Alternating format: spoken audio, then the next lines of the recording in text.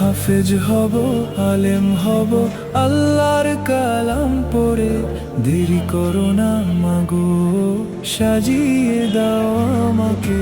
হাফেজ হব, আলেম হব, আল্লাহর কালাম পড়ে।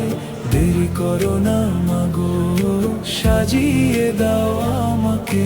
মাদরাসারি পথে যাব, বুকে নিয়ে কুরআন।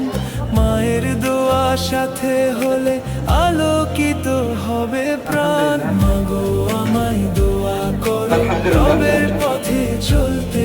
এখন আমাদের এই ছাত্রদের পিছনে যারা জীবনটা সাজাতে। হাফেজ হব, আলেম হব, দ্বীনের খাদেম হয়ে।